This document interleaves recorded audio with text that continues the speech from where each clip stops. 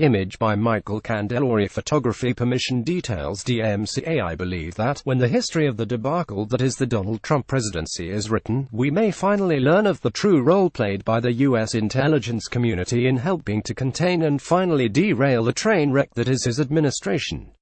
In my estimation, Trump was already a marked man when he took his oath of office. A year and a half earlier, he had denounced Sen. John McCain, saying he was not a war hero because he had been a prisoner of war. Later, he insulted a Gold Star family whose son had died in combat, saying they didnt deserve his respect because they sacrificed nothing. These remarkably disrespectful and unpatriotic comments must have been offensive to the tens of thousands of men and women who risk their lives every day and sometimes lose it in the service of their country.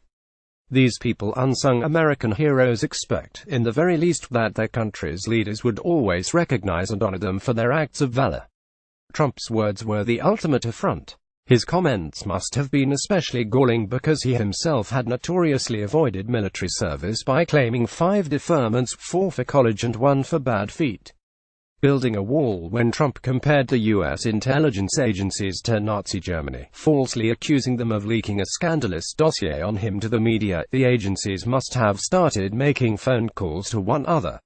In the days following his inauguration, they set the plans in motion after a speech he gave before the CIA's sacred memorial wall that commemorated 117 members killed in the line of duty.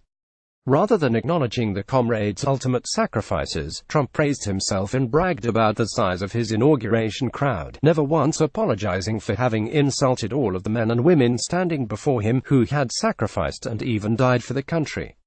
A disgusted CIA director, Brennan, who had resigned days earlier after Obama left office, called the speech a despicable display of self-aggrandizement in front of CIA's memorial wall of agency heroes. But Trump continued to insult at every turn, openly questioning the competency of the intelligence community over the reports of Russian meddling in the U.S. 2016 presidential election.